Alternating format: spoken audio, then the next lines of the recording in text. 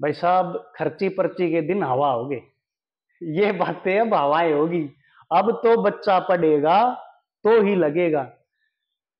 मोदी जी ने, नायब सैनी जी ने इन चीजों को हवा कर दिया। ये सिर्फ वादे नहीं है, ये इन्होंने करके दिखाया है। जो हमारे माननीय मुख्यमंत्री जी ने पहले बोला था कि मैं शपथ से पहले 25,000 बच्चों को नौकरी दूंगा, उन्होंने वो एक क्लिक से करके दिखाया। दूसरी बात, मैं आज मेरी एज कम से कम 34-35 साल की होगी। मैंने आज तक ये नहीं देखा कि कोई आदमी हरियाणा पुलिस में बिना पैसे के लग गया, बिना खर्ची पर्ची के लग गया। ये मेरे जीवन का पहली बार का चमत्कार है कि इतने बच्चे हरियाणा पुलिस में, ग्राम सचिव में, पटवारी में बिना किसी खर्ची पर्ची। धनराज जी, ये तो अब एक बात था, मोदी जी की आप उम्र मान के चलो 72-73 साल के आसपास हो गए। वो जब 18-18, 19-19 घंटे हमारे प्रधानमंत्री जी कार्य कर सकते हैं, मैं तो अभी यंग हूँ, 34-35 साल का हूँ, मेरे को तो 20 घंटे काम करना चाहिए। तो ये जिम्मेवारियां मिली हैं, मैं अपने आप को सौभाग्यशाली मानता हूँ कि जनता ने मेरे पे विश्वास जताया, पार्टी ने मेरे पे विश्वास जताया। मैं उनकी उम्मीदों पे और जो भी मेरे ऊपर दायित्व है, मैं उन पे खरा उतरने की पूरी कोशिश करूँगा। नमस्कार जी, मैं धनराजा राउत आ चुका हूँ खुडन गाँव में। जैसा कि तस्वीरों में देख पा रहे हो, हमारे साथ मोनू जी जुड़ चुके हैं, जो प्रतिनिधि भी हैं, चेयरमैन।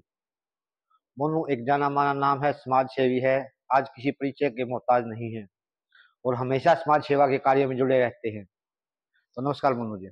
नमस्कार भाई साहब, आपको भी और आपके दर्शकों को भी। मोनू जी, लगातार आपका जो कार्यकाल रहा है, सबसे पहले उसी के बारे में जानना चाहेंगे। आपके कार्यकाल में आपने क्या क्या काम करवाए हैं?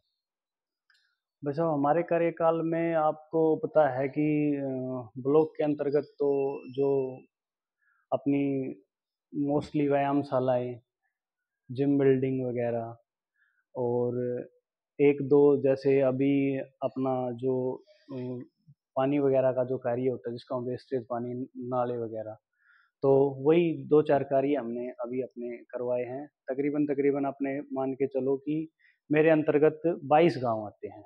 हर गांव में हमने कम से कम आप मान के चलो, हर गांव के अंदर हमने 10 से 15 लाख रुपए दिए।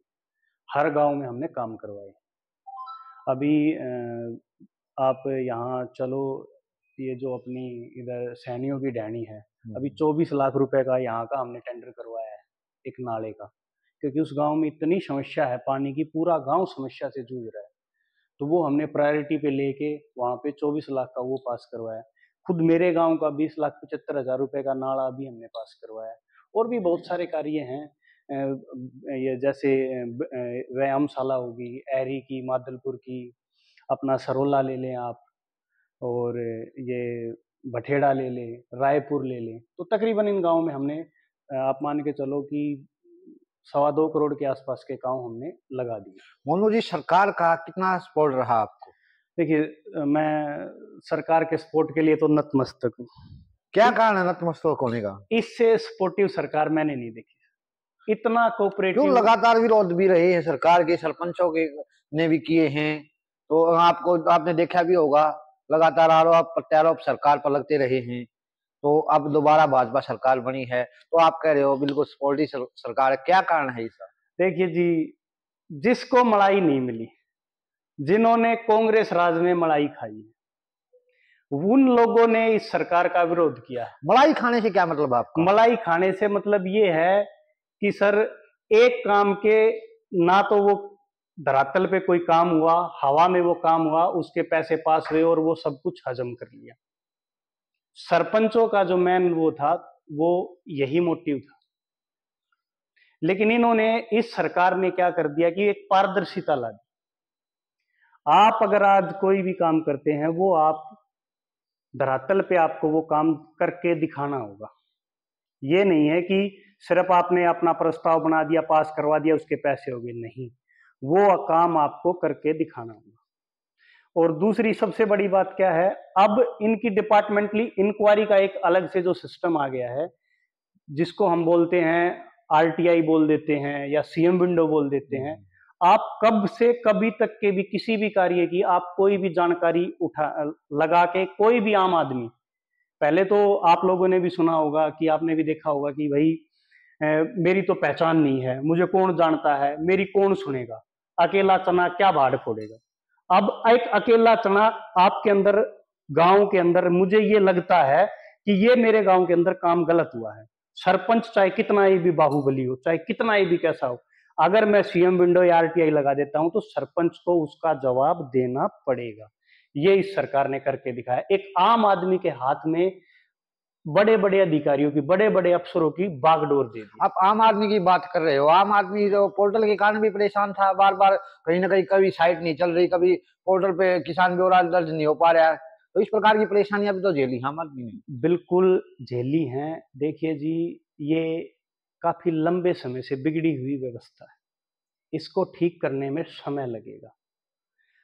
अब एकदम से तो कोई ऐसी चीज नहीं है कि उसको चमत्कार कर दिया जाए कि जादू की जड़ी फेर दी ऊपर से और वो हो गया चुरलू मुरलू ढचक, भाई काम बन गया। किसी भी एक चीज पे, जब किसी भी ट्रैक में हम चलते हैं, हम अपने घर की व्यवस्था से ही ले लें। अगर हम अपने घर में व्यवस्था को ठीक करते हैं तो उसको भी हमें ट्रैक पे लाने में, अपने बच्चों को, माँ बाप को या खुद को ट्रैक लाने में हमसे कम से कम साल भर का समय लग जाता है। बिल्कुल। और बच्चों के साथ में तो आप मान के चलो कि कई सालों तक नहीं आते। यही है। और आम आदमी को आप बोल रहे हो कि परेशानियों का सामना करना, मैं ये कह रहा हूं कि आम आदमी इस व्यवस्था से खुश हुआ है, खुश हुआ तभी उन्होंने सरकार को वोट दिया। आप एक चीज बताइए, आप कह रहे कि आम आदमी परेशान था, आम आदमी परेशान था। आज मेरे अकेले के गांव के अंदर, जिस गांव के अंदर मुश्किल से 100-125 बीपीएल कार्ड थे, आज मेरे गांव में कम से कम 700 से 800 बीपीएल कार्ड है। ये किसकी देन है? ये इसी व्यवस्था की देन है, इसी पारदर्शिता की देन है। क्योंकि सरकार, कांग्रेस के राज में भी तो बीपीएल थे सर, मुंह देख के टिक्का होता था भाई साहब। कभी सरपंच के घर जाना, कभी मेंबर के घर जाना, कभी पार्षद के घर जाना, जो उनके चाहते होते थे उनके बनते थे। यही बात मैं आपको कहना चाह रहा हूं। जो आप बोल रहे ना पोर्टल की बात, कि पोर्टल से लोग परेशान थे, पोर्टल की ही देन है कि आज मेरे गांव में 130 बीपीएल से 700-800 बीपीएल पहुंच गए। और बताइए आप। बात करें आपके एरिया की, तो जो आपका क्षेत्र है एज ए चेयरमैन का, तो आपके क्षेत्र में युवाओं के प्रति क्या रुझान देखने को मिला? नौकरियां कितनी मिली हैं आपके एरिया में लगभग? आप मान के चलो कि तकरीबन मेरे हर गांव में बच्चे लगे हैं। हर गांव में कम से कम 5 से 7 बच्चे, 5 से 6, किसी में 10, 12, 15 भी लगे हैं। जैसे पास में ढाकला गांव, इसमें मेरे हिसाब से 15-20 बच्चे लगे। मेरे खुद के गांव में 5 बच्चे लगे हैं। यहाँ छपार गांव में 7 बच्चे लगे हैं। इधर सरोला है, वहां 6 बच्चे लगे हैं। तो तकरीबन हर गांव। जो मोनू जी, जिस एनटीए ने परीक्षा ली थी, लगातार उस पर भी आरोप लगते रहे हैं, पेपर भी रद्द हुए थे, आपने देखा होगा, तो किस प्रकार कह सकते हो कि निष्पक्ष तरीके से भर्तियां हुई हैं? ये तो आपने ही जवाब दे दिया धनराज जी, इसका तो जवाब आपने ही दे दिया कि परीक्षाएं हुई, परीक्षाएं रद्द हो गई।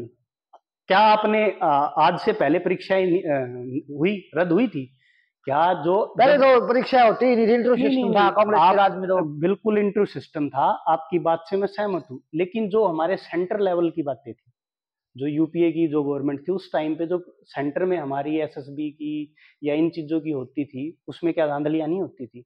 लेकिन उस सरकार में दम नहीं था कि वो किसी चीज को कैंसिल कर दे। लेकिन मोदी जी ने, भाजपा सरकार में, मैं ठोक के कह सकता हूं ये दम है। अगर इन्हें किसी भी एक आदमी ने भी, किसी भी एक भी बच्चे ने ये लगा दिया एलिगेशन की सर यहाँ पे धांधली हुई है, इन्होंने बिना देखे बिना सोचे उस चीज को कैंसिल कर दिया। चाहे भर्ती 2 साल तक रुकी रही, लेकिन इन्होंने जो अपना वादा किया कि बिना खर्ची बिना पर्ची, उस पे ये अड़िग हैं। और उस भर्ती प्रक्रिया को इन्होंने उसके 2 साल के बाद में पूरा करवाया, लेकिन निष्पक्ष तरीके से पूरा करवाया। अभी वर्तमान में आपके जो एरिया में क्या क्या समस्याएं हैं? अब बस एक छोटी सी समस्या रहेगी कि उसकी जो स्टोरेज है, उसके लिए हमने एक वाटर बॉडी की रिक्वेस्ट कर रखी है सरकार से। वो अभी हमारी शायद इस साल पूरी हो जाए। अभी वर्तमान सरकार से क्या उम्मीदें हैं आपको? जो जो आपने समस्याएं बताई, क्या इनका समाधान कर पाएगी? बिल्कुल बिल्कुल कर पाएगी धनराज जी, बिल्कुल। मेरी नहीं, मैं तो आप मान के चलो कि भाई एक जनप्रतिनिधि हो गया, लेकिन एक आम आदमी, क्योंकि हाँ, विधायक तो कांग्रेसी है। भाई सब विधायक का तो मैं क्या कह सकता हूँ, विधायक जी ने तो सिर्फ हवा में बातें की है, उनका तो मैं मामला मानता नहीं कि कुछ है। विधायक जी से तो हमें पहले भी कोई उम्मीदें नहीं थी, क्योंकि उनके पास में जब भी हम जाते हैं तो उनका एक ही मकसद होता है, वो एक ही आप लोगों को सपोर्ट नहीं करता यहाँ नहीं, विधायक? वो एक ही बात बोलते हैं, मैं तो विपक्ष में हूँ, मेरी तो सरकार ही नहीं है, मैं क्या कर सकता हूँ। क्या आप मुझे धनराज जी एक बात बताइए, ये इस इलाके ने, इस बादली हल्के की जनता ने गुनाह कर दिया? भाई हम लोगों ने उनको वोट देके उनको जिता दिया, अपना हमने उनको रिप्रेजेंटेटिव बना दिया, क्या ये हमारी गलती है? बिल्कुल नहीं। अब उनका हक नहीं है कि वो हमारी बातें उठाए या हमें ऐसे जवाब दें कि भाई मेरी तो सरकार नहीं है, मैं तो विपक्ष में हूं, मैं क्या कर सकता हूँ? क्या विपक्ष का एमएलए काम नहीं कर सकता? कर सकता है, बिल्कुल कर सकता है। ये भाजपा विधायक के अधिकार तो उसके पास होते ही हैं। बिल्कुल, भाजपा सरकार ने हर विधायक 90 के 90 एमएलए, प्रत्येक एमएलए को 25 करोड़ रुपए दिए हैं। मुझे कुलदीप वत्स जो हमारे बादली से विधायक है, वो ये बता दे कि उन्होंने 25 लाख रुपए कहां लगा दिए। हाँ, एक चीज तो मैं मानता हूं कि उन्होंने 5, 7, 10, 15 करोड़ रुपए लगाए हैं।